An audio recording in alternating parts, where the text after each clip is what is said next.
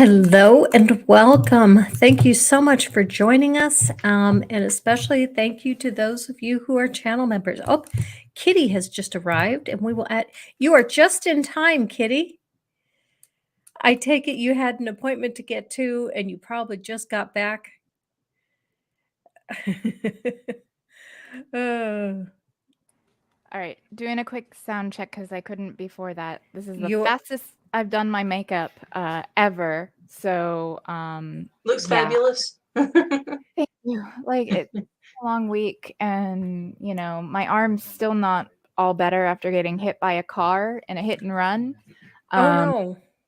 yeah, it was almost 10 days ago. I was loading stuff into the car, and so I'm standing next to it. The door's open. The people get in the car next to us, and then they back out and hit the door and crunch me between the door and the car. So like my left side, it was fine because it distributed the pressure across like my whole body, but there was only one point of contact on my right side, and that was the top frame of the car. So like I can't lift my arm up all the way, like it hurts, it's grinding and everything. So it's not fun. So it's been a bit of a rough week. Did you call the police? Yeah, no, there was a police report and everything. So, but it was a hit and run driver in a Walmart parking lot. So there's a chance I got most of their license plate. And it was not like a default plate. It was like an A&M University one. So it's got like an orange stripe and like the like viper or snake or something. So I got that, and I think like 5 of the digits of the license plate. So They should be able to get it from yeah. that. I Yeah, mean, hopefully. 5 digits plus, seeing the color, and they probably can get the make of the And vehicle.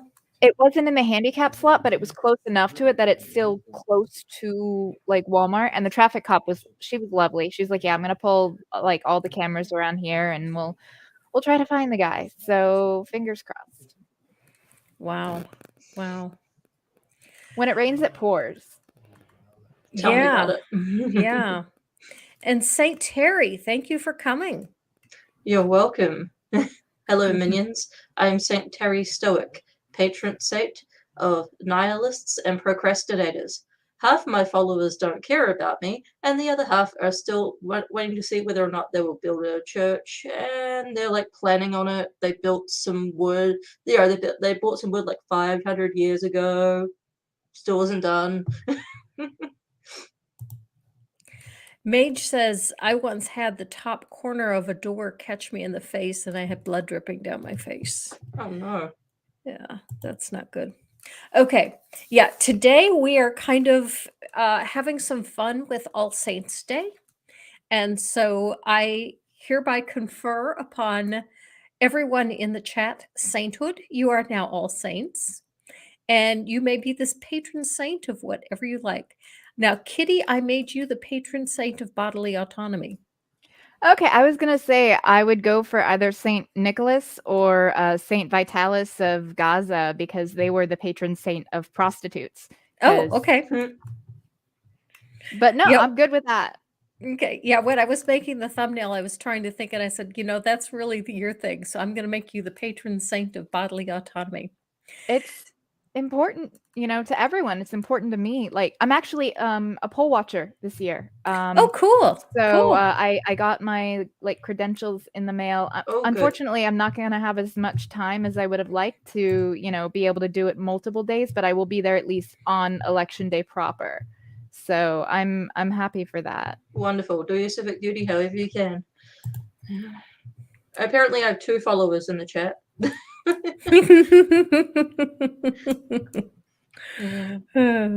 My sister called me out like over the weekend. On Saturday, we went to visit and basically spend some time together. And my son got all dressed up for Halloween and everything. And I was wearing one of my blouses and a corset, black pants, and I did my makeup all pretty. And my sister's like, "Here, you can wear the cat ears if you want a costume." I'm like, "I'm a witchy vampire. Couldn't you tell from the makeup?" And she's like, "Sis, like that's kind of like an everyday look for you." And I know that you just pulled those items out of your closet and didn't buy them special. I was like, "Well, let me go get my fangs." And then we stopped at Party City looking for a lightsaber for my son. Or no, it wasn't Party City, it was a Halloween store. And I found these. So I was like, okay, you know what? But like, I need to get some of these made for real. Like, honestly, they're fabulous. Definitely. But no, so my sister called me out. And then it was my first Halloween without my son because Michael had a doctor's appointment today with the surgeon. And it was at the same time as my son's speech and occupational therapy. And since Halloween was the night before, he had a sleepover with my parents and my sister. And my niece stayed over too. So they went like actual trick-or-treating, which he's never done because before the pandemic, it was only trunk or treat because he was little and would run off and it was a more enclosed environment. And now he's a little bit older, like there were no trick-or-treating things for the longest time because of COVID. So it was his first experience like going door to door trick-or-treating, and he was dressed as Optimus Prime, which I'm pretty sure will be appreciated by Robin. Oh yes. Oh yes. I'll send some pics. He's got an Optimus Prime costume. It's super duper adorable. But yeah, and then we went to the carnival. I surprised my niece who had a dance recital on Sunday at the Family Days thing, and it was an actual carnival with like rides and midway games and stuff. And she didn't think I was coming. So I sent her a selfie of me sitting in front of the stage with Richard, and I'm just like peace sign, and I was like, surprise. And she's like, OMFG. And like it made her day. And then she went on rides with Richard, and I spent like, they got ride bracelets. I didn't, but there was one ride that Richard wanted to go on, and my niece didn't really want to go on it. So I was like, all right, I paid $7 to go on this ride one time when a ride bracelet was only $20. But I got video of him on his first like big boy ride, and it's the 1001 Knock the One. So it's like, it doesn't go upside down, but it goes around and then all the way around. Ooh, yeah, that was bad. But it goes all the way around. He loved it. Like, he is a little adrenaline junkie. He's going to be my roller coaster buddy, and I'm so excited for it. Like, it was worth $7 to me to share that experience with him, you know, because it's like, it's $7 is a lot, especially when, you know, like ride bracelets were like 20. But again, like he went on a bunch of different rides. He won prizes at the little like wiffle ball toss thing at the Midway, and he had a blast. And like, this was a small one, but then there's the big one that starts in 2 days, I think, and it's the Volusia County Fair, and like that one is like huge. It's like 10 times the size. So we're going to be going on Saturday for that, and I am so excited because he's excited, you know. Okay. It's been a long and tiring week, and I'm definitely starting to feel the wear and tear, but worth it, you know. Memories and experiences, like, oh, it was so fun. Okay, we've got a few comments in the chat that I want to catch up on. Purple says, I'm no saint. I'm happy with the title bestowed on me when I was knighted, protector of the small and helpless and champion of the hopeless cause. Aw. I love that. Mm-hmm. And Purple also says, for being like 9 years old, she was an amazing, insightful princess. I don't remember what that was a comment to. I'm a little behind. Probably the princess who knighted him. Ah, okay. Okay. Yeah. And then It's a little snug, but it fits. Oh, cool. Oh, You didn't that even is so notice. cool. No. Well, no, I had to didn't. tilt my camera down a bit. Yeah. Yeah. That is so There. cool. So yeah, it does fit. That's nice. Like I said, it's a snug fit, Mm-hmm. but it fits, and like that's really all that matters. And I like snugger fit for tees. Like Mhm. jackets, I like oversized, but like, you know, especially like a little baby doll tee like this, definitely prefer like a snugger fit. I mean, if you got the assets, you might as well Show them off. Yep. pretty much. Mage says, I'm still not handing out candy yet. Maybe in a couple years. Didn't really see many people out anyway. Yeah, Mage is right. My husband and I handed out candy, and I was telling Lone before we started the stream that normally we always run out of candy, and we turn off our light when we run out of candy. And this year, I still have 2/3 of the bowl full at the end of the night. There were not very many people out this year. Well, I mean, there is still a pandemic. you know. Yeah, there is, especially for children. Yeah. Especially for Yeah. children. Because they can't necessarily, depending on the age group, they can't really be boosted yet. Last I checked, I think it's 12 and up can get boosted, but the younger children still cannot. Well, the real issue is RSV. And the reason it's an issue is because for the last 2 years, children have been wearing masks. They haven't been exposed to the diseases that they would normally be exposed to. And they're getting exposed to so many things all at once. My daughter, who's a pediatrician, was saying, you see, the masks work. And the kids that are getting hit the hardest are the kids that are under 2 that have never lived life without a mask before or without social distancing before.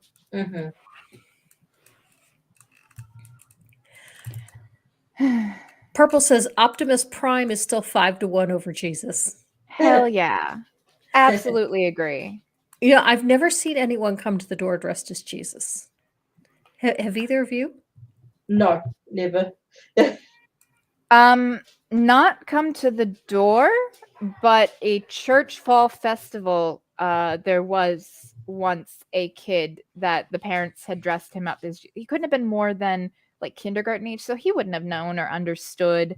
He just parroting what he's been told by the people around him. But yes, no, he was like crown of thorns and everything. Oh gosh, I found it really disturbing. Yeah, that is disturbing. Yeah, I wouldn't like luckily they didn't go with like the prosthetics on the hands to make the holes. Like I don't think they did anything for like the stigmata like type wounds. But he did have like a little plastic crown of thorns, and it creeped me out, like, not gonna lie. And like, this is before my atheist anti-theist days. I was just like, nope, that's not good. Yeah. Sandy was asking what RSV is. Oh, gosh. Respiratory, isn't it? It is a respiratory disease. Let's see. Like, what does it respiratory stand simplex for? virus? Respiratory syncytial, SYNCYTIAL virus. Sounds about right. Yeah. Oh, Purple and I says got my back nails in the for 90s. Halloween. What did you say? I got Halloween nails. There you go. Yeah, Mo says clip your nails, kitty. No, they are like, if anyone's watching the new Interview with a Vampire on AMC Plus, oh my God, it is so good. It is so good. It is queer as hell, and my little queer heart loves that.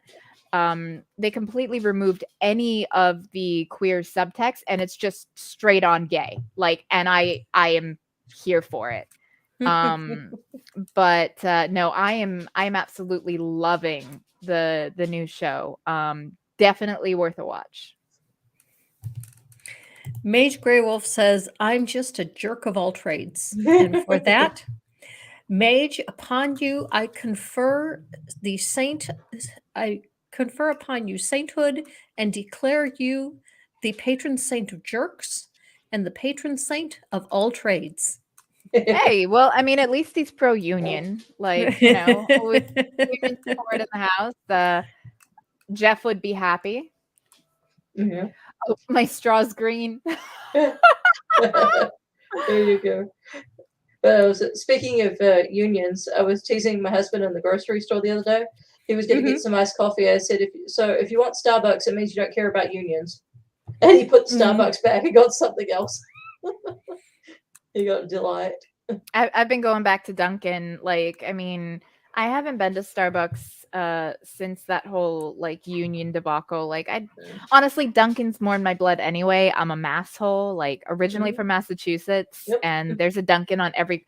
Dunkin's in Massachusetts are like churches in the South. There's one on every street corner. It's kind of insane. I like Panera. Panera's chai latte is it's got so much spice. And what's really good is a Panera chai latte and a pumpkin muffin. Yeah, I just don't feel rich enough to go to Panera. For what I hear, the prices are pretty steep. I've never been a huge fan of Panera, and then there was a guy that I was dating, and like his mother knew I didn't like Panera, and so that was the place that she wanted to go every single time we would go out to eat. So I'm just like, nah. Just Well, with little tiny aggressions, like yeah. My favorite thing at Panera is only there in the fall and winter, and it's their squash soup. Yes. Although I actually can make my own squash soup, and I do make my own squash soup. I made some quite recently, and mine is almost as good as Panera's. Um, the only thing is, it is quite a bit of work because you have to roast the squash and Yeah. then get it out and boil it and puree it, and you add some cream. And I use Alton Brown's recipe, and it I love calls for Alton. it calls for a quarter cup of honey. And the first time I made it, I realized it's the honey that makes the soup. So Mhm. the second time I made it, I added some extra honey. I ruined the soup. It was Oh. awful. So I said, It's okay, that balancing act. Have yeah, you? you got to follow Alton's recipe to the letter. Yeah. Have you ever had pumpkin soup? No, I have never had pumpkin soup. It is the best ever. I mean, it's like with this you can roast it if you want to, but you Mhm. don't have to. You can choose to take off the skin or the shell of it and cut it up and put it in there, or you just put it all in there together. You've got to cut it up obviously, and you just boil it for as long as it gets to be like that kind of paste consistency of it, and then you blend it, and you add a little butter, salt, sugar, and some cream. Mm. It's very nice. Yeah, but I noticed when I got to this country, no one had ever heard of it. So I made it for the neighbors, and now I have to make it every winter. If you're making like a soup like that, an immersion blender is a freaking game changer. Oh, yes. Yeah, Robin got me an immersion blender for Christmas last year. Or no, for my birthday. And it was the wrong time of year because my birthday is in May. And so I didn't get to use it to make squash soup until just a week ago. Oh. Although I have been using it to make margaritas occasionally. Ooh. Yes. Yeah, no, it makes sense. Margaritas. But well, in these parts, it's daiquiris. Drive-through daiquiris everywhere. Swear. Yeah, it's funny. Like I'm not a drinker. I can count on one hand the number of alcoholic beverages I consume in the average year. Yeah. It's usually like I'll have a drink at like maybe Christmas Eve, New Year's. But like when I'm toasting to New Year's, like I'm usually like digging into a bottle of Martinelli's sparkling apple juice. It Mhm. is so good. It is way better than the Welch's. Welch's is garbage. Like I hate their sparkling like cider or apple Yeah, I juice, don't but like it either. Martinelli's is the good shit. And I will chug a whole ass bottle on New Year's. Purple says vaccination depends on states now. Minnesota children 5 to 12 can be vaccinated. The FDA has approved vaccines for children up as young as 6 months. The Pfizer vaccine has been approved for children 6 months to 5 years on an emergency basis. So actually, it shouldn't matter what state you're in. You should be able to get a vaccine for any child 6 months and up. I think it's just the boosters. Like my son had both his doses of the COVID vaccine. Like as of January of this year, he was fully vaccinated. But they're coming out with boosters for the adults, and the boosters are only, as far as I recall, like I haven't checked in like a couple of weeks, but it was 12 and up for getting the boosters. And that's like my concern. I want to keep him up to date. Like he gets his flu shot every year, and getting a COVID jab every year, who cares? Like it helps give you a little bit of protection. It's not 100%, but neither's the flu shot.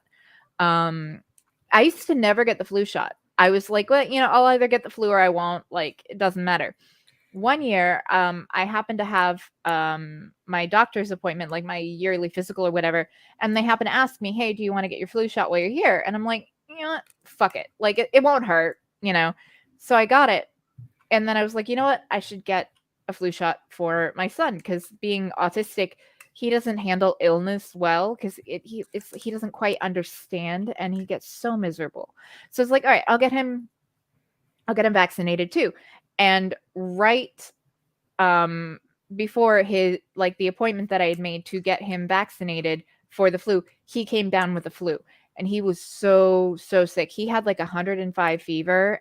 He was shivering from his fever. I had to take him to the doctor, and it was terrible. And I didn't get sick at all. I was the one tending to him, and I didn't get sick at all. So that year, that particular flu shot, it gave me full protection. I was able to take care of him, and I was like, never again. So every year around, September or October, we go and get our flu shots for the year. We're actually due. We actually haven't gotten them yet. Things have been so hectic since Michael got hurt that I need to take him in to get the flu shots. I'll probably do it this week. Yeah. I never used to get flu shots, but I'm just reached the age now where flu is reaching the point where it can be dangerous for me. Yeah, I used to get them, but then I just got really sick after every time I had them. So I was like, I'll wait until, until I get into the 60s, 50s and 60s, and then maybe I'll start doing them. Johnny says, all I did to celebrate Halloween this year was dressing as Joaquin Phoenix. Joaquin. Okay. Phoenix Joker at work on Friday and went to Evil Dead on the musical on Saturday night. Oh, fun. Mage says, my cousin dressed as Jesus once. Johnny says, I've seen Jesus crowd surfing at Rock on the Range. Awesome. Purple says, I was too sick to do anything for Halloween. Sucks because it is one day of year it's safe for trans people to go out completely flaming. Yes. When my aunt was 8 months pregnant, she dressed as a nun. I dressed as a demon. Great. And my uncle as the beer baron. My Catholic grandmother was so proud that year. I don't think your grandma got it. Nope. Jenny says, senior year of high school, I got sent home before homeroom for dressing as Jesus. That's funny. That's funny. So if I wanted an offensive costume, I had an idea for one that I could do. Basically, have one of those baby carriers that strap onto you and put a little skeleton on it and just be, Karen, anti-vaxxer, Yep. Dead kid. Oh, that's dark. Yeah, but so is letting your kids die of preventable illness. I am all about personal choice, personal freedom, bodily autonomy when it comes to, what affects you. The one area that I say no, I believe in forced vaccinations because it's not just you. Being anti-vax to me is akin to being a drunk driver. You could make it home safe and not hurt anybody, or you could kill an entire family. You are taking a negligent risk with other people's health and safety, and you are making a choice for others, not just yourself. So, that's the one area where I'm no, I don't care about your fucking bodily autonomy because you are affecting others. Just I believe you could do all the drugs you want as long as you're not getting behind the wheel of a car and then going to injure somebody and drive under the influence. Again, do whatever you want with your own body so long as it's only you that is being impacted. But if you're going to get blitzed and you're supposed to be taking care of a kid and then the kid gets hurt or something, same thing. It would be that same type of negligence that I would, punish essentially. But yeah, for the most part, do you, boo? I do not care. Mage Grey Wolf is referring to, with this comment, to Panera's broccoli and cheese soup, which is my second favorite thing at Panera is the broccoli and cheese soup. And so when the squash soup is out of season, the broccoli and cheese soup is what I have. And Mage says that he eats it in the bread bowl. I would eat it in the bread bowl if I didn't have to watch my weight. But I do have to watch my weight, so I don't get the bread bowl. But I wish I could get the bread bowl. Bread bowls are good. I should get around to trying it. I used to like to go to Olive Garden every now and again. Like, it wasn't my favorite place, but the cheese raviolis and their chicken and gnocchi soup were like Mhm. my favorite thing. And the breadsticks are dope. But when I was like 6 or 7 months pregnant, I got food poisoning from Olive Garden, and I was no. already having a miserable pregnancy. Like, first trimester, no symptoms. Second trimester to delivery, had to be on nausea medication round the clock, or I couldn't keep down water. So already taking Zofran and then getting food poisoning on top of that was freaking nightmare. So Mhm. I have not set foot in that place ever again, but I still love the chicken and gnocchi soup. So I just learned how to make it on my own. Cool. Cool. I should get your recipe now that I know how to make gnocchi. Yeah. Oh yeah.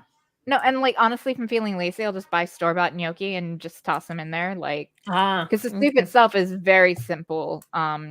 It's basically just chicken broth and cream and then spinach and carrots and maybe onion if you want. I'm not big on onion, but But So it's a otherwise, like, it's cream-based easy. soup. Yes, it is a cream-based soup. Okay. Okay. Sounds good. Oh, Oh, it's delicious. here's a funny soup story. The first time I ever heard of potato soup was when I was in college and I was in a speech class, and we had to do a demonstration speech. And one of the people was one of the women was doing a demonstration on how to make potato soup, and I had never heard of potato soup. But when they said potato soup, I was envisioning potatoes boiled in water and saying, "Okay, here it is, potato soup." And so when she handed me the soup that she made, and I took a taste because we had to, and I was just absolutely amazed. And I went, "This is so good."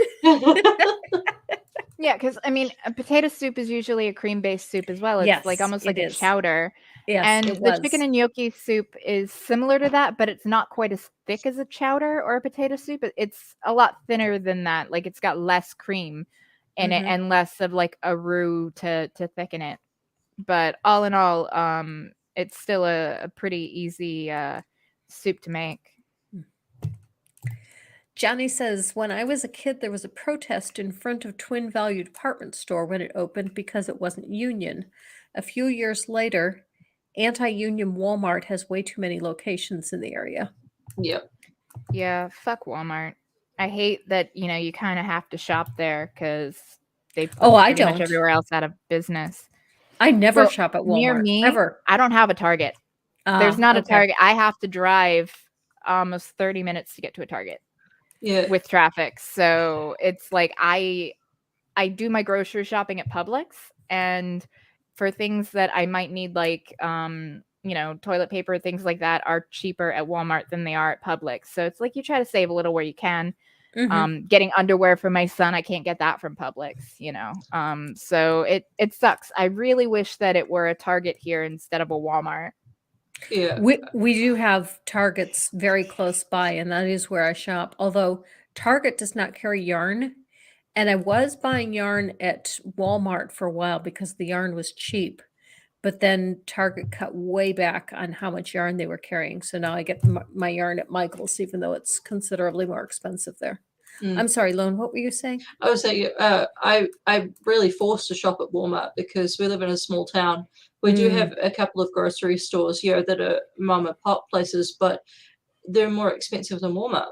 Mm-hmm. I would love to go. I mean, one of them used to be cheaper, but now it got sold to another man. He's just marked the prices up, so Mm-hmm. I don't have much of a choice. I mean, I do sometimes go to Target because they sell a Mexican table cream that I Mm-hmm. use for dip, and I love it. But that'll be every now and then. And I by the time I drive over to the other town, there's no point. I've wasted so much in gas. My biggest issue with Walmart is I don't like being treated like a thief. Oh yeah, with the checking your receipt as you Mm-hmm. leave. Yeah, I walk Mm-hmm. past them. And I did say Alvedisane Fräulein. You did what? I said Alvedisane Fräulein. I was in a bad mood. And I said you can't stop me unless you have cause. Mm. Yeah. And now every time I just make a joke of it, I go past, I'm like, here's the receipt, everything's stolen, every single thing in the cart. And they're just like, okay, bye, Tara. I'm like, bye.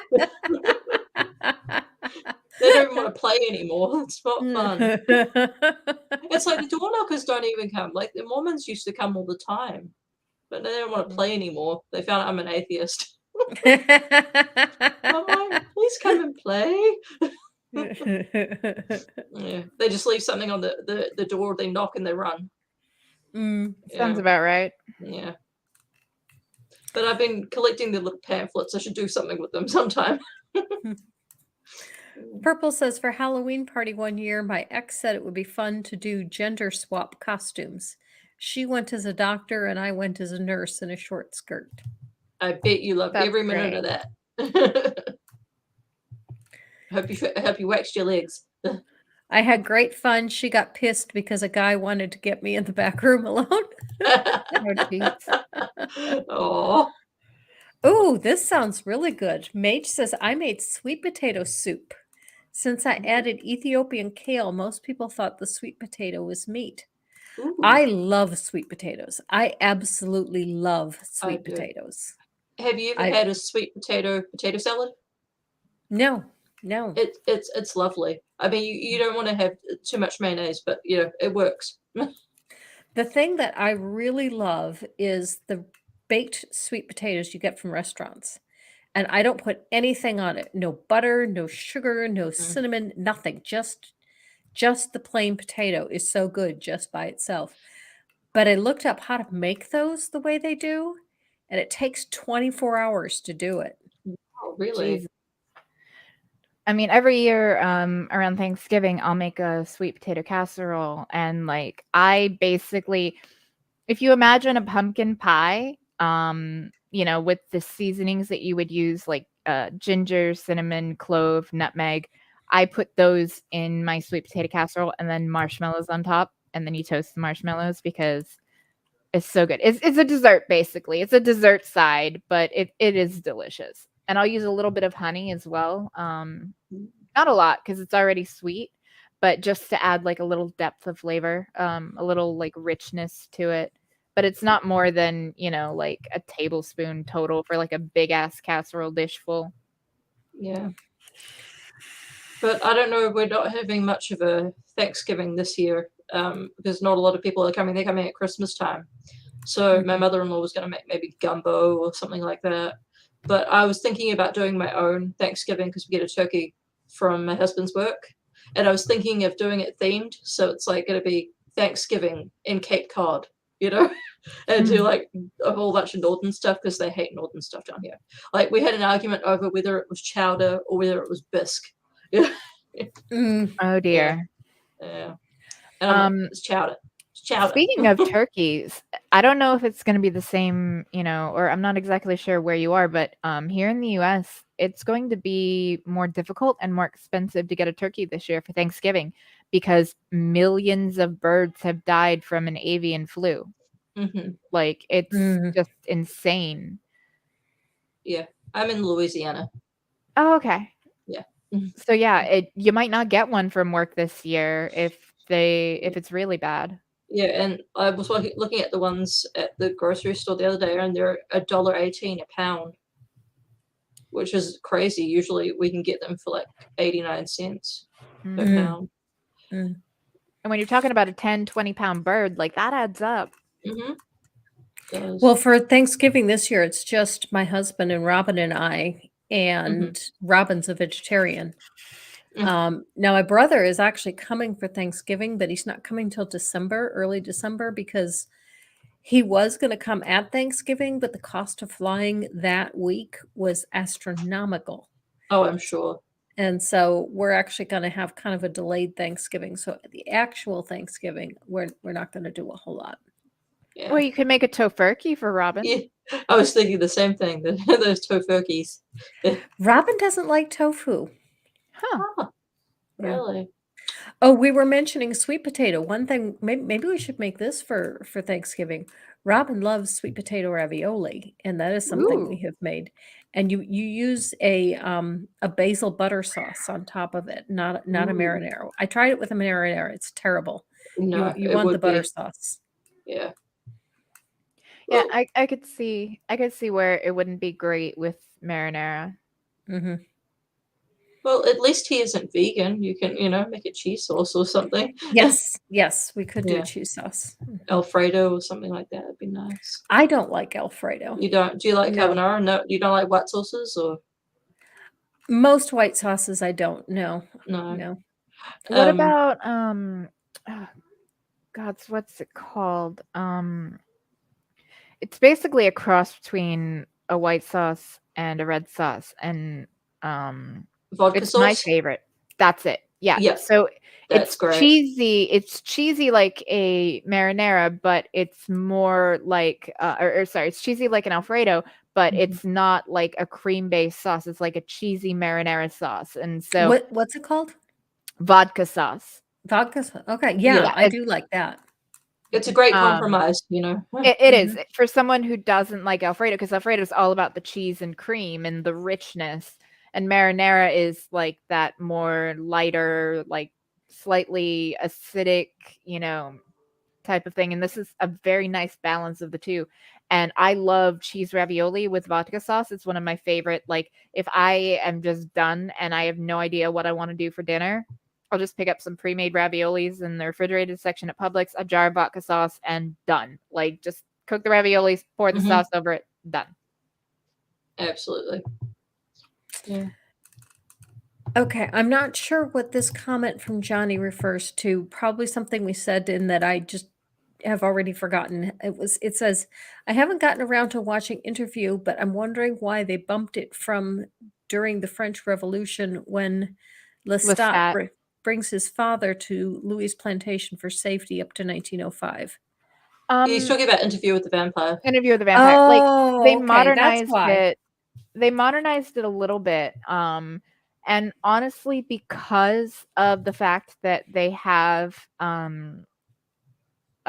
Louis cast as a black man, like, Mhm. the plantation thing doesn't quite work. Instead, what they did is he was basically one of the few, which there were a few historical black families that were like slave owners that did actually have money, Yeah. and they had like a sugar plantation or whatever, and they did have that, but then like some bad financial decisions, and it fell to Louis to kind of rebuild the family's fortune. So he ended up having brothels in New Orleans.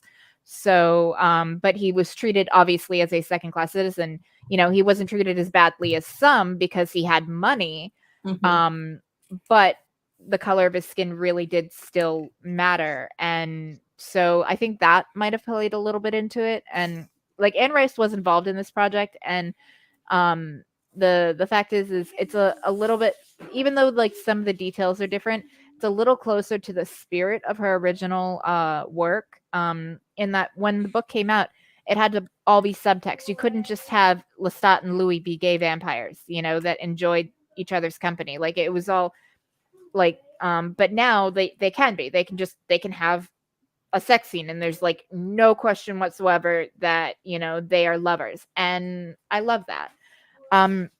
Something a lot of people don't know, Interview with the Vampire, Lestat was based off Anne Rice's husband, and Louis is based off of her, and Claudia was actually based off their daughter. She had done a lot of writing when she was younger, and then she quit. She had a little girl who ended up dying of leukemia, and Claudia was a nickname for her, and she lost herself in grief, her and her husband both, and she felt like she had failed as a wife, failed as a mother. Maybe she could find some success in writing, so she just kind of poured her soul and all of her grief and trauma into Interview with the Vampire. And she wasn't expecting it to ever see the light of day, but she went to a writer's retreat and met somebody who was essentially becoming like a literary agent, and like was reading through the stuff she'd presented. She's like, this is good, but do you have anything else? And she's like, well, I kind of do have one thing, but I don't know. And she pressed her until she finally let her read. the draft copy of Interview with a Vampire, and she loved it. And that, set the wheels in motion to allow it to be published and for Anne Rice to become one of the most like beloved authors in the United States, like in contemporary literature. And it was very much a healing process for her to kind of pour like her heart and soul into that book as a way to kind of get out. She was dealing with a lot of substance abuse issues and like just really bad mental health, and the writing actually saved her. And I think it's nice that it's getting renewed attention. Like the movie was okay, but I'm not a huge fan of Tom Cruise, honestly. No. So, I still love the movie, but again, Tom Cruise is not my favorite. He only has one look. It's like a squint, and he's just weird. He is. Really weird.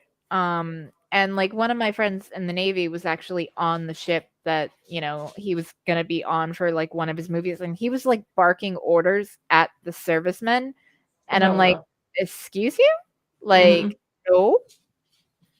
Yeah, this isn't the Sea Corps, dude. Yeah, pretty much. I mean, and that's the thing. It's like, there's a lot of truth behind the don't meet your heroes, like, because people tend to be assholes in real life. Like, I knew Kanye was an asshole for years because he came here to a theater in Orlando, and when nobody like threw a fit, nobody cared, he took his ball and went home. He literally threw a temper tantrum, because nobody cared that Kanye West was at the theater. And I'm like, okay. I didn't even know who he was until a year ago. Yeah. Robin had to tell me who he was. he needs help. He needs professional absolutely. help. I feel bad for him. I do, but having mental health issues does not justify anti-Semitism. No, it doesn't. And like his most recent album, he wanted to name Hitler, and there's 4 different sources for that story. So yeah, he's been going down this crazy train for a while, and not just the mental health issues. Like I'm talking like neo-Nazi, like right-wing extremism. So yeah, like I want him to get help, and I hope he can recover, and find like a stable like homeostasis kind of thing, an equilibrium. But there should still be consequences for what he said, Oh yeah. I thought about sending him a copy of Man's Search for Meaning. And hope he'd learn something. Yeah. Henry M says, have you all voted? Make sure to vote. And Purple is right. Election day is next Tuesday, but a lot of people do have the ability to vote early. So if you have the ability to vote early, obviously go ahead. But for the rest of us, I can vote early, but I have to send in a request in writing and have a reason for why I'm voting early. Although last election that you were allowed to use COVID as your reason for voting early. So a lot of people were able to vote early, but where I live, most people cannot vote early. Yeah. Florida is a hellscape, but we do actually have extensive early voting. Like mail-in voting, you need more of like an excuse, I believe. But I've never tried mail-in voting. But I mean, I voted yesterday. The polls opened, I believe, over this past weekend. In order to vote from now until election, it's like the 2 weeks basically before election day. You can go in from like 7 or 8 a.m. to like 6 p.m. But there's only one location, in a large area. So like in Volusia County, the whole county only has, I think, 3 places. Like there's one in Daytona Beach, there's one in like Ormond, and there's one in like South Daytona, and then one in DeLand. Sorry. So I think there's 4 locations for early voting for the entire county of Volusia, which is a large county. It has a lot of people. I mean, it's the county that has Daytona Beach, which is a huge, tourist area, and you need a lot of infrastructure for a tourist town, a lot of people for a tourist town, especially since there's tourist things going on year round, between Bike Week, Biketoberfest, the races, and it's good at least. Like DeSantis hasn't gotten rid of early voting yet.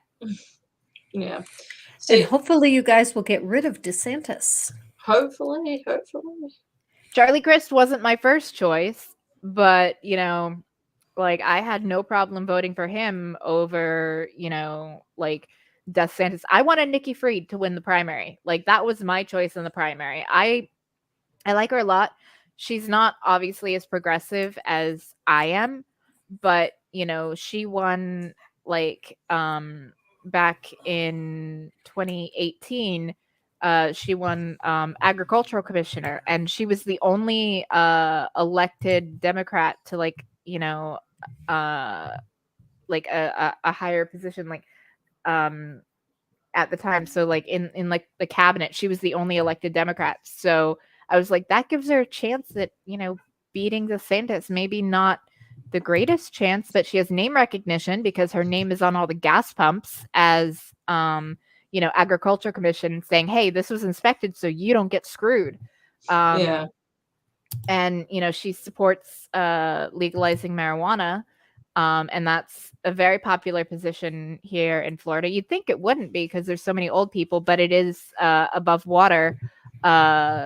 And we got medical marijuana back in 2018 through a direct ballot initiative, which is about the only way anything good gets done in this state, is when people petition and get something put on the ballot for a direct initiative, like felons getting their voting rights back. That was a ballot initiative. Medical marijuana, ballot initiative. Like, it's frustrating.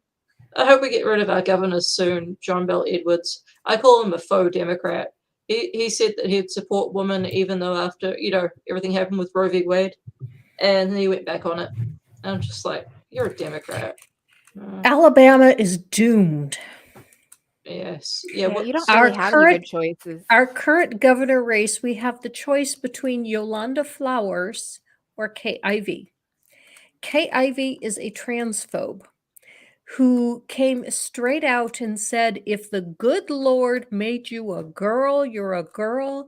And if he made you a boy, you're a boy. Okay, so that's choice one, and she will win because Democrat is a dirty word where I live.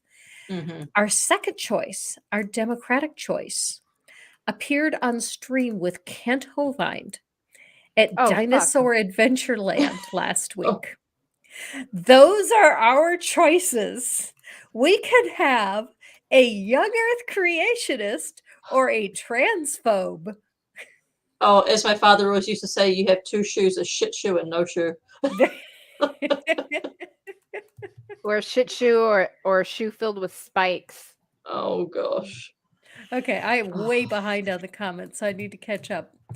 Johnny says, I don't recommend getting the flu shot, pneumonia vaccine, and a tetanus shot at the same time. I spiked a fever and was horribly achy in all of my joints. Yeah, that's a little much at one time. Jeez, Louise. Let's see. Hugh Mongoose says, all the drugs you want, Yoda and Mr. Krabs ketamine flashbacks. Like I believe that, drug use should at the very least be decriminalized, like simple possession and use. It should not be a crime because if you have an addiction issue, that's a medical thing.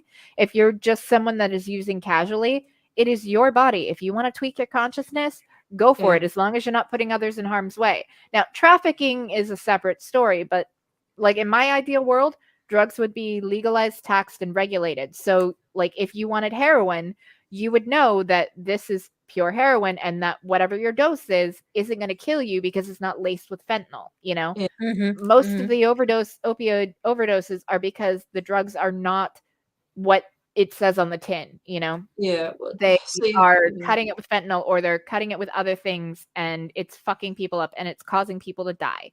So, that would be my ideal is, fucking make it state run, like, or have like labs like that. You if you want to keep it private enterprise, fine, but have labs that are required to, go through like the FDA and make sure that they have sample testing and everything and that everything is clean.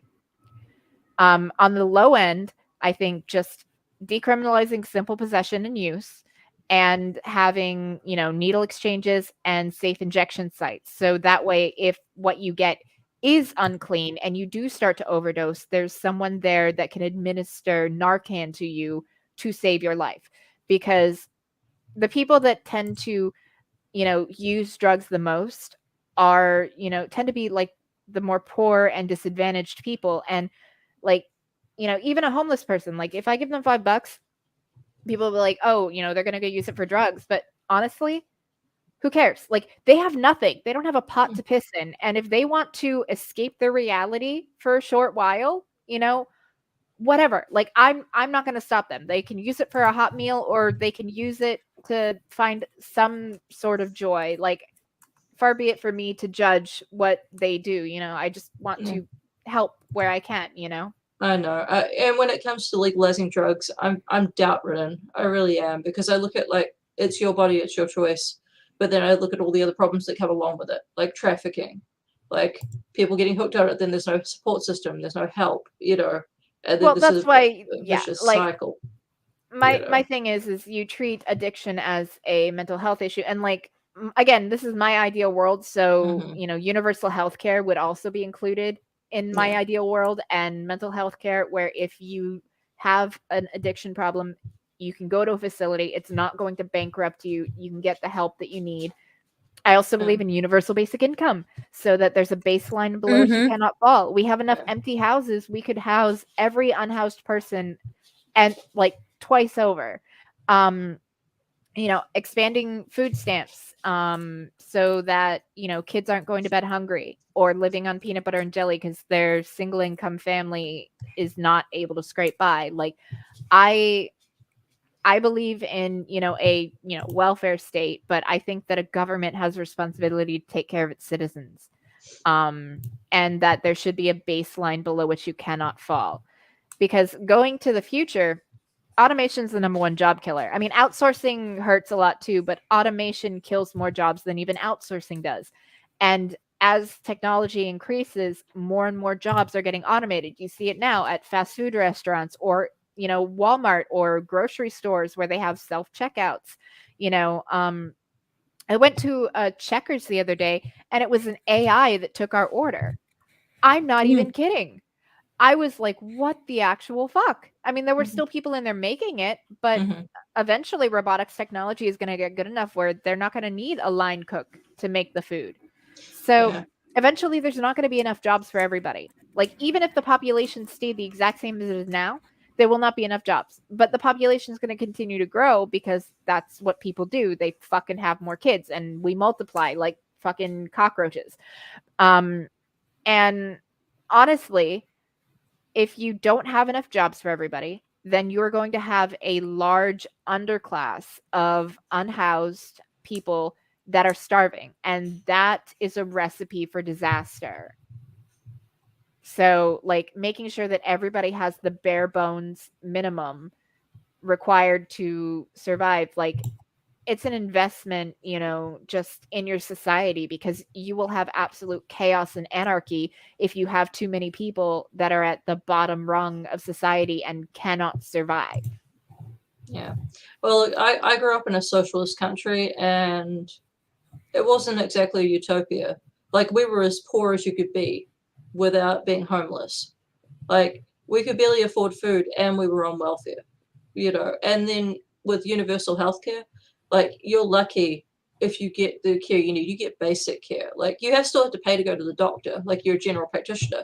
But if you go to the hospital, you'll be waiting there. You'll get triaged. You might be lucky to get a doctor who listens to you. And then they have what's called a community services card, where generic prescriptions are like $5 each. Like, there's really nothing that's free unless you get like cancer, and they'll give you, the medication for free. The waiting list will kill you. Like, so the socialist state only works in rich countries. It doesn't work in poor countries.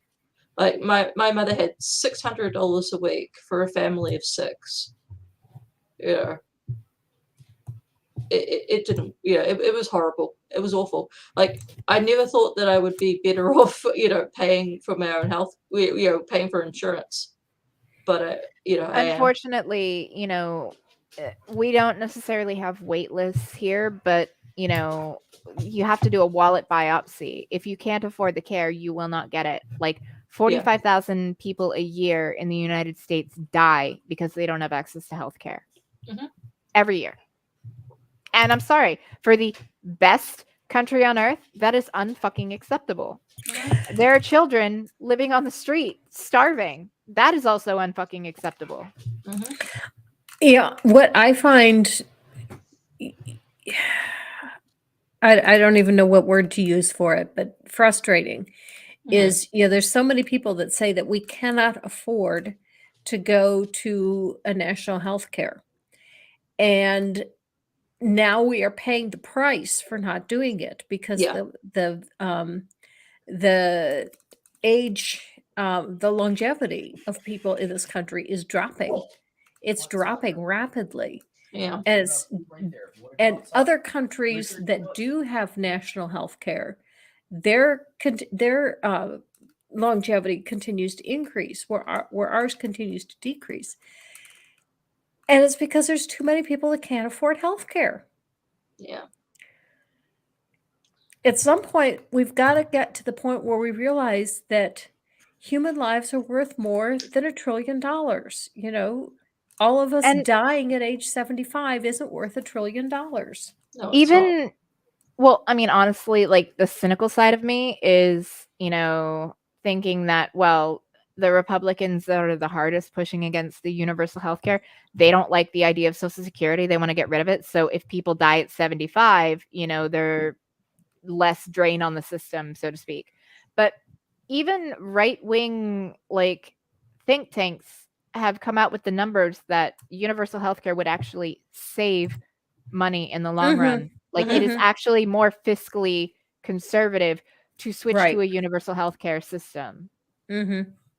And it's more like socially, like it's the right thing to do. For people who want to constantly decry that this is a Christian nation, they don't actually want to do anything Christ-like, you know, like making sure everyone has healthcare and taking care of the unhoused problem by, you know, giving them homes and giving them job training and counseling to help them reintegrate into society. I mean, shit, there are some homeless people that they're still working a 9 to 5, but fucking housing prices have gotten so extreme. They're living in their cars, even though they're going to work every day.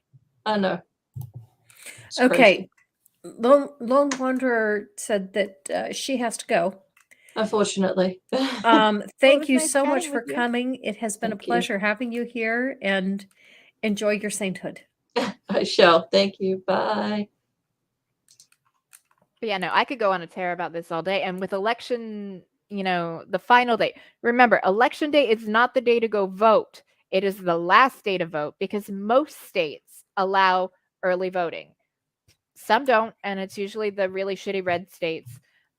Sorry, Gigi, but you know your state sucks. Like if we could just like maybe like take all of the good places in Florida, like, and there are some, especially like around Orlando, around Tampa, those tend to be much more liberal. In fact, up until recently, every time I would drive down 50, there was a billboard that just in big ass letters that said it's okay to say gay. And it had a little website on there to go like for support and stuff. I actually got a picture of it. I need to post it to Twitter because there's a giant ass cross behind it from a church that's like down the street. But this cross is like fucking 30 stories tall. It's huge, like a giant eyesore.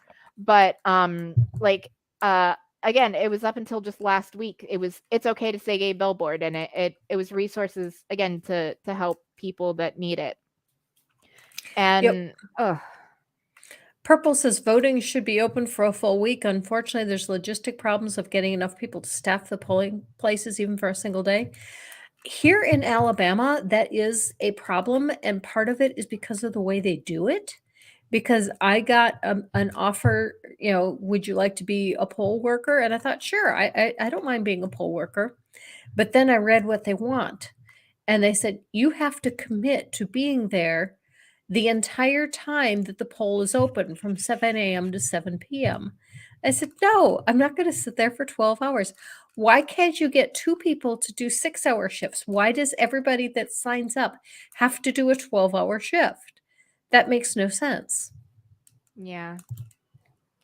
I mean, it's just frustrating, you know? And then, like, here in Florida, like, you had recently DeSantis did his little stunt where he went after people for voting illegally. And it's like these people were told, you know, that they could vote like at the DMV, and they sent in their registrations because, like, again, the state of Florida up until recently, if you were a felon, you could not vote, but they gave voting rights back to felons so long as they didn't commit rape or murder. But it wasn't clear in the way that it was said. And these people, they'd go get their driver's license and they'd be like, hey, do you want to register to vote? Oh, I'm a felon. I don't think I can. Well, no, they changed it. Send it in. And, you know, if you can't, then they'll just bounce it back because there's supposed to be a team that checks these things and checks to see if you're eligible to vote before they send you a voter card. These people were sent their voter cards. Sometimes one woman was sent a voter card twice because she changed addresses. And then they wanted to arrest her for voting illegally, committing voter fraud. I'm sorry. It's just stupid to take voting rights away from anybody. Like, I understand losing your right to a firearm if you, like, are a felon, but I think you should be able to vote even in prison. Like, I do not like the idea, like, if you truly live in a democracy, then everybody should get a vote. You know, one person, one vote. I don't care if you're behind bars or not. I would let Jeffrey Dahmer cast a vote. You know, I don't care. I think everybody should have the right to vote. That is, you know, an adult US citizen.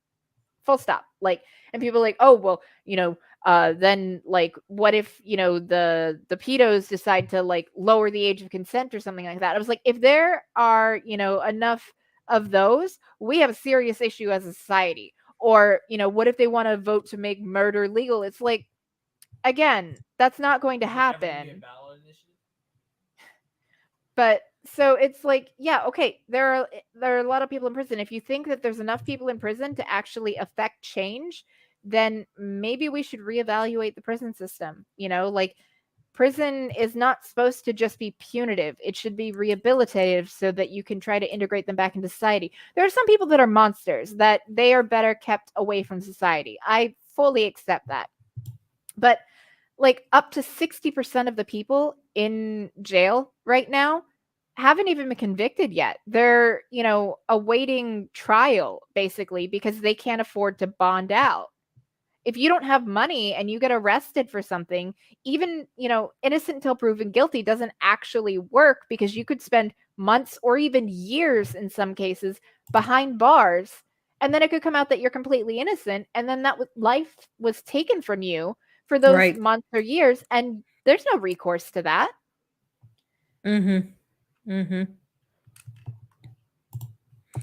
Purple says they already have robots that can run the fryers and flip the burgers. The biggest problem is assembling the sandwiches, since things like lettuce do not come in uniform shapes. Yeah, no, that makes sense. Here's a scarier thought. My daughter, who is a doctor, says we are not that far off from doctors being replaced by AI. That you go in and the AI will ask you a whole bunch of questions, and the AI will come up with a diagnosis based on your answers to the question. It will still get passed off to a real person who has to check it over. I can understand for, like, triaging, you know, like, especially in an emergency room, it could help expedite that process. But I mean, it's kind of weird. Like, I have mixed feelings on it because, you know, AIs can make mistakes, but then humans can make mistakes as well. AIs have access to encyclopedic knowledge that a human person doesn't. And if you look at the statistics, like, if you are a woman or if you are a person of color, it's worse for women of color, but just women and people of color, you know, in general, you get worse care if you go to the doctor. You're not believed about being in pain, or you have worse health outcomes unless you see a female doctor, which is funny, like, because, you know, like, it's weird, like, how you can see, like, you know, trends and things, and people get the best care from female doctors. but it is still a male-dominated field. There are lots of lady doctors, absolutely. There are lots of women in that field, but it's still very male-dominated. And when you look at the fact that there are still doctors, like John Oliver did a whole show of Last Week Tonight on this, that believe that Black people have, higher pain tolerances or thicker skin than white people, or, that women, who are experiencing neck pain, oh, that's not, neck and jaw pain, oh, that's not actually a heart attack, when actually, yeah, it is. Like, women don't necessarily experience chest pain when they're having a heart attack. They can actually experience it in their like jaw and neck area. That's something to be aware of. And you go in complaining of that, and they'll think, oh, you twisted your head or something. They don't actually necessarily check to see if you're having a heart attack. And that's kind of scary, So I like the idea, as much as I don't like automation, because taking the human element out of it is going to lead to more suffering just overall, because again, we have a commerce society and a capitalist society, and if you don't work, you don't eat, basically. And so I see the issues with that, and it really worries me that we're going to end up with a lot more unhoused people, a lot more people that are starving, and I hate that.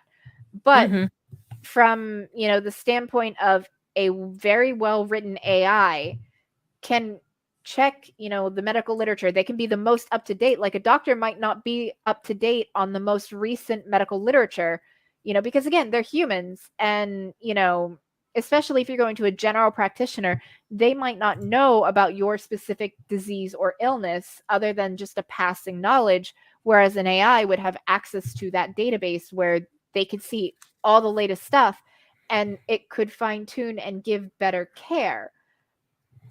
But, like, AI's not great, like, not even talking about the risk of Skynet, which is this whole other thing, but just the fact that they could be hacked, they could be corrupted. Like, a nasty person could go in and tamper with the programming, and a lot of people could die. I mean, even without that, you have people that kill people in hospitals. You've got your angel of death types that go and kill their patients. And if someone were to tamper with it, it would make it even worse. Whereas with a human, like, I don't know, like, it's not a cut and dry thing. It's not an easy answer. So much of life is complicated.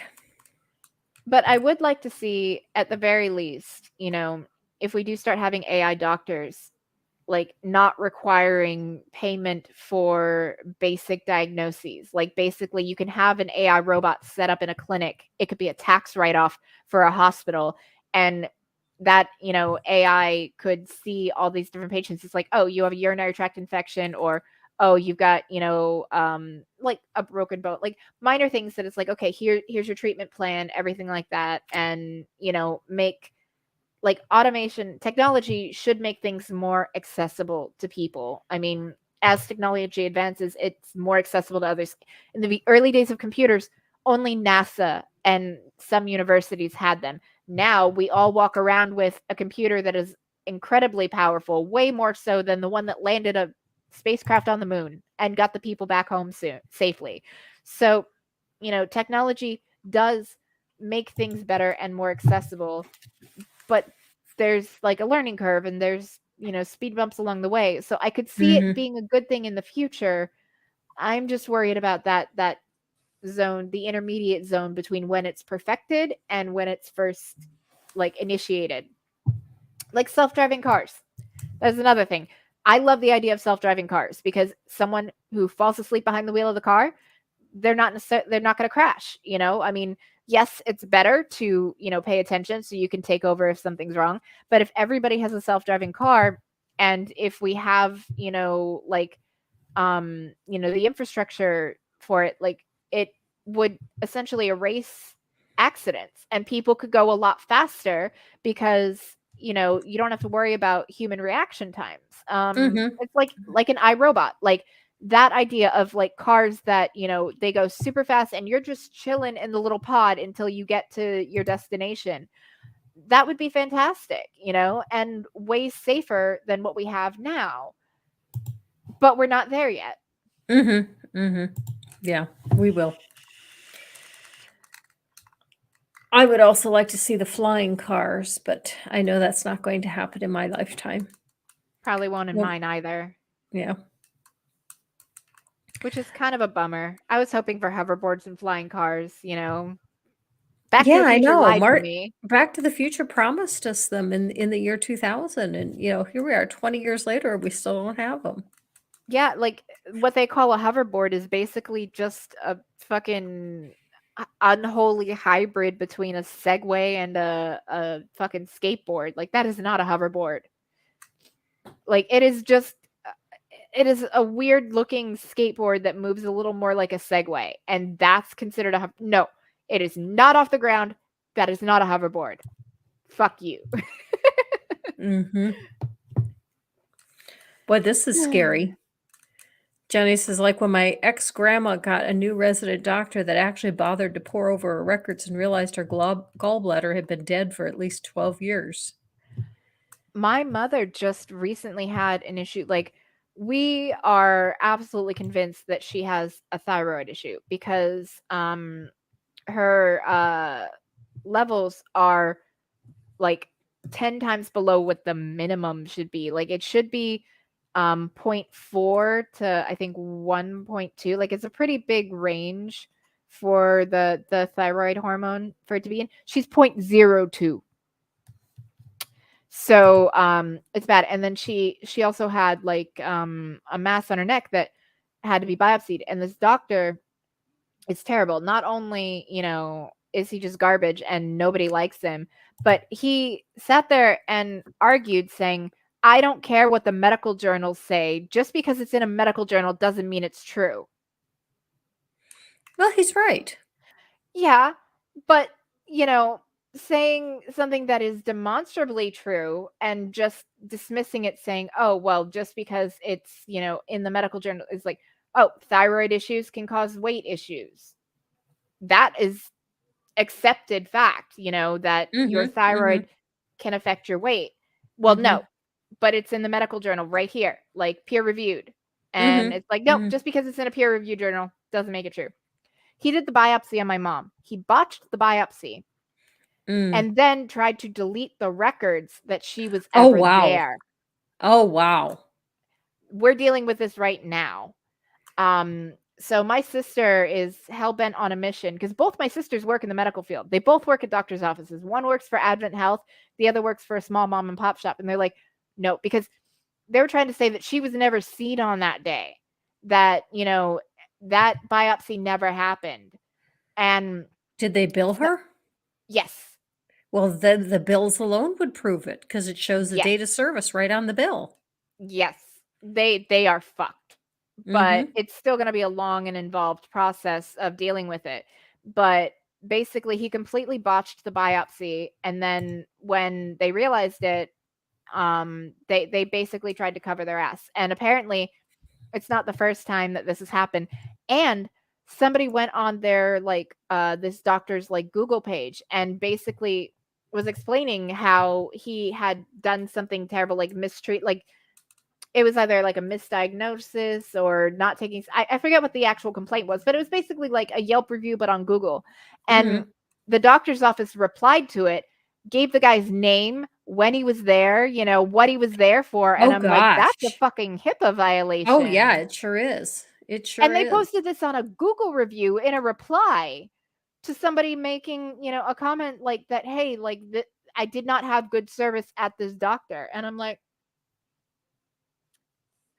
people will complain left and right, like, oh, that's a HIPAA violation. That's a HIPAA violation. It's like Marjorie Taylor Greene telling you my vaccination status is against HIPAA. Fuck you. No, it's not. But giving out a patient's information and their diagnosis and when they were seen, that is a HIPAA violation. Sandy brings up a good point. You can forget about an AI understanding mental and emotional health issues. Depends on if they reach self-awareness or not. Like, I think eventually AI will become advanced enough that they will be essentially living beings.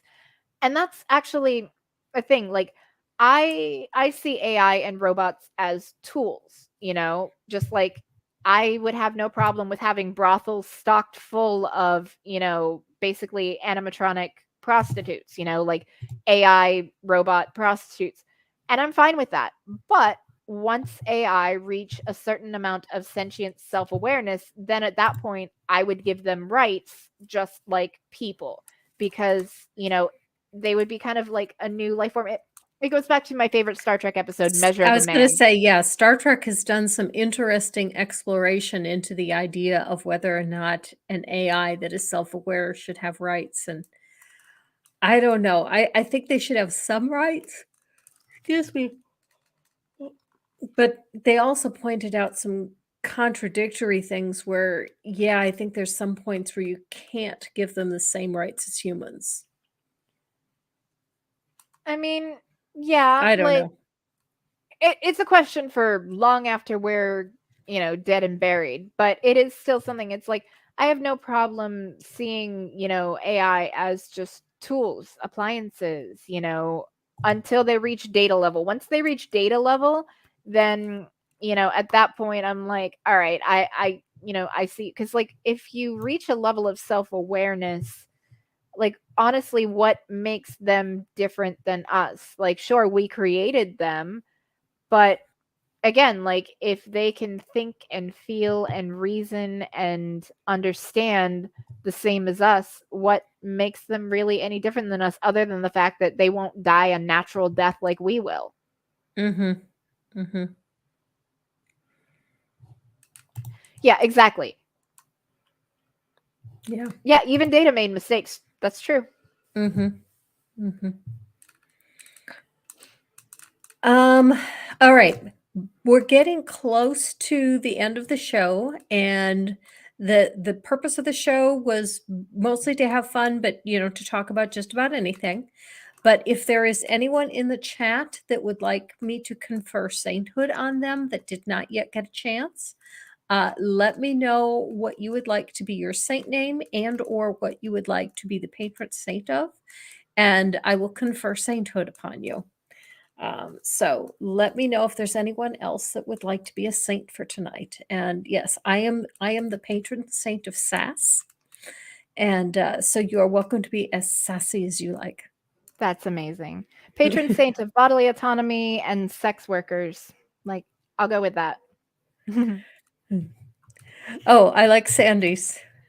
I'm the saint of dichotomy. That's good. I like that.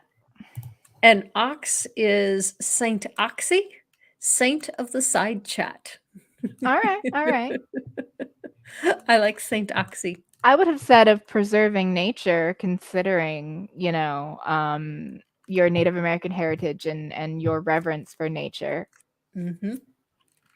Humongoose is now the patron saint of leisure, laziness, and pessimism. Honestly, that's the trifecta of millennials,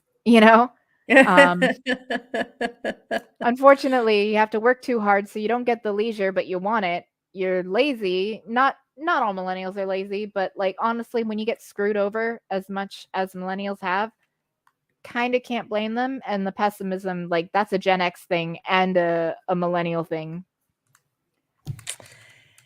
James Saylor, you are now the patron saint of robotic singularity. Make sure the AI don't go Skynet on us, please. Mage Greywolf has nominated Stool as the patron saint of mermaids and emu sperm. Okay. I'm not going to yuck someone's yum, whatever.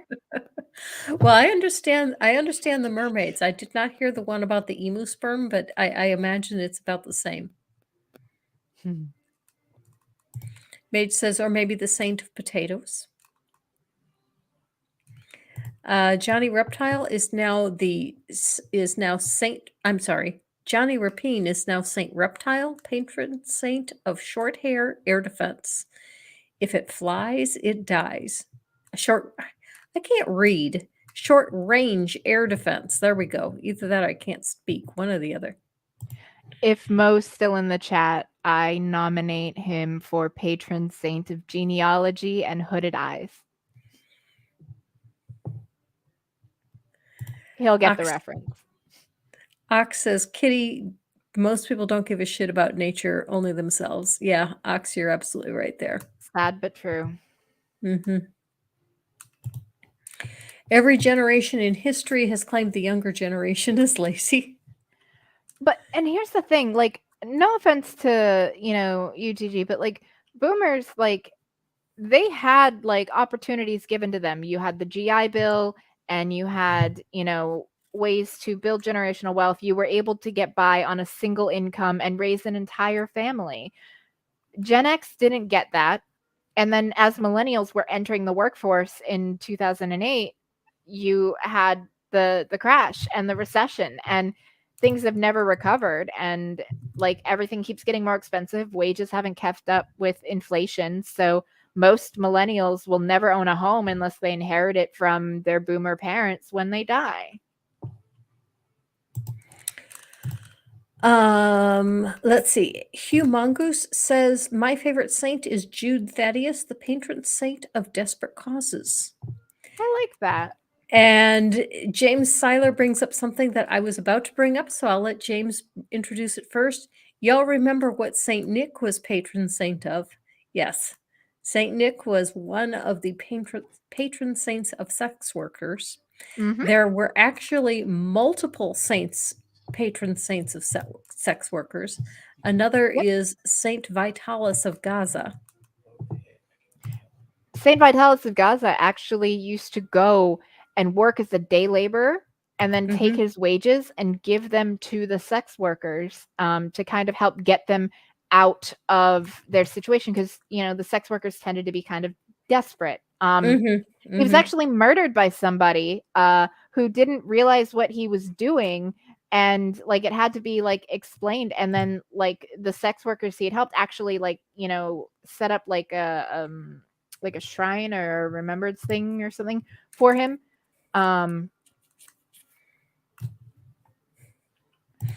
Okay, so not all boomers, but the boomer generation as a collective whole was afforded more opportunities than the generations that came after, between wages and housing, like the GI loan, and being able to go to college for a pittance. And because of that, they were afforded more opportunities for accumulating wealth and upward mobility. And that has not been afforded to Gen X or millennials or Zoomers.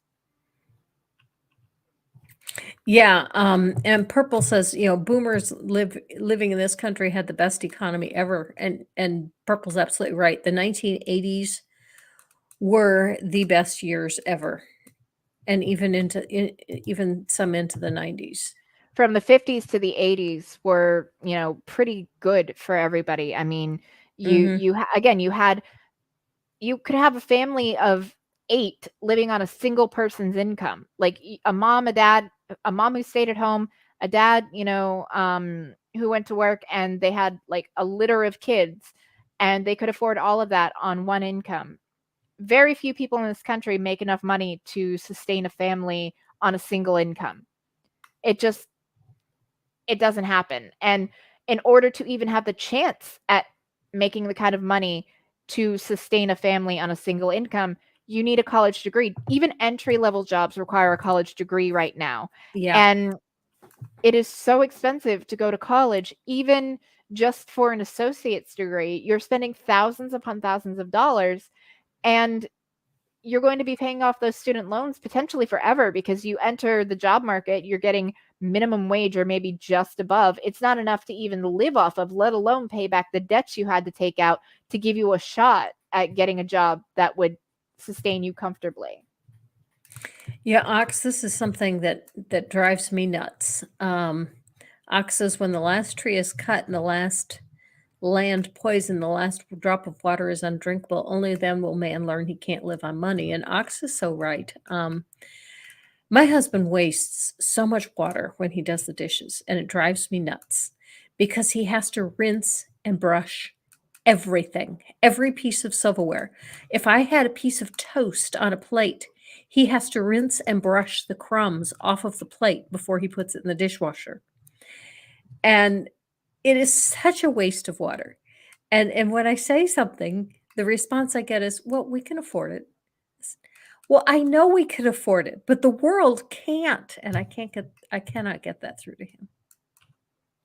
Yeah, no, and the thing is, the United States could be a world leader in green energy. We could take and do job training for coal miners so that they're not dying of fucking black lung, and get them into the green energy sector. We could absolutely, invigorate these towns that are dying because like the demand for coal is at an all-time low. And, fossil fuels in general, other than, obviously oil, and like the fracking is doing a lot of damage to people as well. So we could be a leader in green energy. We would be saving the planet and reinvigorating these economies around the country that really need it. West Virginia is one of the poorest states, and it could do a lot of good for them. I mean, for fuck's sake, 10 of the top 20 poorest counties are in Kentucky. And there are conditions in Kentucky where UNICEF workers have said this rivals or is potentially even worse than what we've seen in some third world countries. And again, you could put like solar plant, a solar panel production there and give people jobs and inject money. It doesn't even have to be like, my idea of a UBI where everybody's given money whether they work or not so that, people can at least get by. But, if you want them to work for it, okay, then give them a place to work and start leading the charge in this industry that the whole world's going to end up switching to sooner rather than later. Unfortunately, not soon enough, but we could be a world leader in that industry, and it would bring manufacturing jobs back to the United States, which paid good money.